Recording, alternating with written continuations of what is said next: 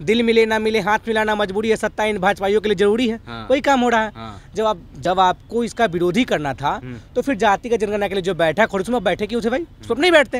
लेकिन सत्ता के लिए जब नीतीश कुमार जी ने कह दिया था कि हम जातिगत जनगणना के लिए अब समर्थन वापस कर लेते हैं, तो वही बात हुई, दिल मिले ना मिले हाथ मिलाना मजबूरी है, क्योंकि सत्ता इनके लिए जरूरी है। सत्ता बचाने के लिए ये बैठक में बैठते हैं और फिर बोलते हैं हम जन का विरोध करते हैं। अपन भूख त चूल्हा फूक सैया के भूख त माथा के दुख।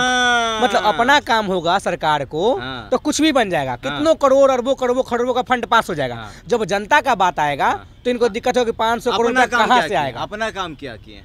300 करोड़ का 400-450 करोड़ का म्यूजियम बनाना जी, म्यूजियम का क्या जरूरत था? कई पेड़ों के काट कर आपको म्यूजियम बना, म्यूजियम से क्या जरूरत था? 3,500 करोड़ का सरदार पटेल जी की मूर्ति बनी, वही मूर्ति किस डुप्लीकेट तरह का सब लोग बना दिए कि पानी चुनने लगा। आप देखना शुरू कर चुके हैं पब्लिक स्टेशन और मेरा नाम अमान है। जातीय जनगणना बिहार में ये समझिए कि एक चर्चा का विषय बन गया है। देखा जाए तो 1.5 साल से जातीय जनगणना की बात हो रही थी। तेजस्वी यादव, लालू प्रसाद यादव और नीतीश कुमार इस चीज़ के लिए ज़ोर तोड़ से मतलब तवज्जो दे रहे थे। लेकिन देखा जाए तो बैठक में अब ये पास हो गया है कि बिहार में जातीय जनगणना होगा। इस वक्त हमारे साथ इस मुद्दे पर बात करने के लिए कांग्रेस के नेता प्रवक्ता विशाल जी हैं, विशाल यादव हैं, हम इनसे बात करेंगे। कई लोग विरोध कर रहे हैं, कह रहे हैं कि क्यों जातीय जनगणना करना है तो अमीरी और गरीबी का करिए, ये संजय जायसवाल कह रहे हैं। देखिए, पहले तो बहुत ही अच्छा प्रस्ताव पारित हुआ कि बिहार में जातीय जनगणना होगा।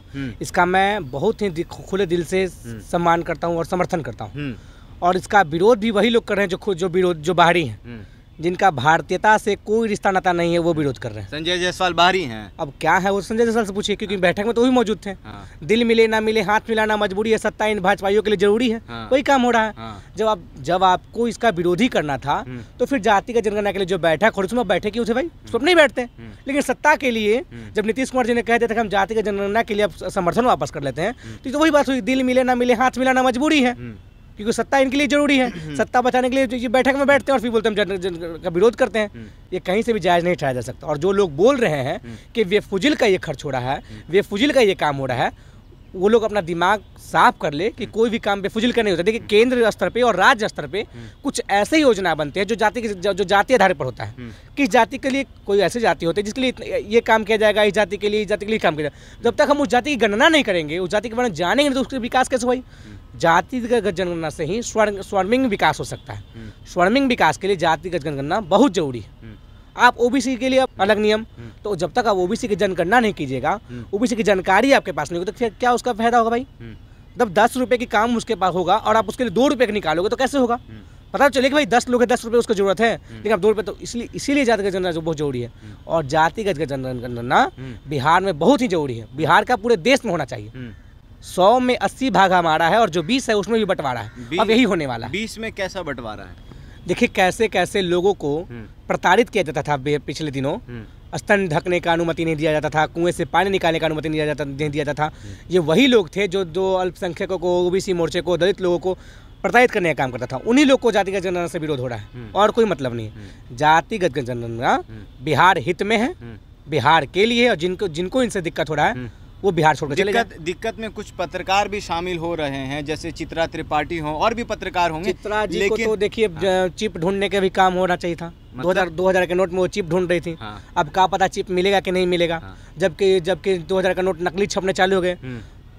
2016 में नोटबंदी हुआ था और आज तक 58% नकली नोट छप गए। तो चिप कहाँ है भाई? तो चित्रा जी पहले आप चिप ढूंढने का काम कीजिए। बिहार को अब छोड़िए, बिहार में क्या हो रहा नहीं हो रहा, आपको बिहार से कोई मतलब नहीं है। जातिगत जनगणना बिहार में अति आवश्यक है और जल्द से जल्द से होना चाहिए। लेकिन उन्हें फिक्र है कि बिहार में विकास हो। 500 करोड़ रुपये जो खर्च हो रहा है फिजूल में, उनके हिसाब से, ये हम नहीं कह रहे हैं कि ये जो 500 रुपया खर्च जातिगत जनगणना में जो खर्च हो रहा है वो बाढ़ वाले क्षेत्र में विकास के लिए हो, सड़क बने, उद्योग बने, उनका ऐसा कहना है। देखिए, 15 साल में कितने उद्योग बने और कितने सड़क बने, किसी से छिपा हुआ नहीं है। कितना काम बिहार में हुआ और कितना लोग बिहार का बाढ़ में दह गए, किसी से छिपा हुआ नहीं है। और जब एक जन कल्याण का काम हो रहा है तो चित्रा जी को दिक्कत रहा है। अपन भूख त चूल्हा फूक सैया के भूख त माथा के दुख। मतलब अपना काम होगा सरकार को तो कुछ भी बन जाएगा, कितनों करोड़ अरबों खरबों का फंड पास हो जाएगा। जब जनता का बात आएगा तो इनको दिक्कत होगी 500 करोड़ का कहाँ से आएगा। अपना काम क्या किए? 300 करोड़ का 400-450 करोड़ का म्यूजियम बनाना जी, म्यूजियम की क्या जरूरत था? कई पेड़ों के काट कर आपको म्यूजियम बना, म्यूजियम से क्या जरूरत था?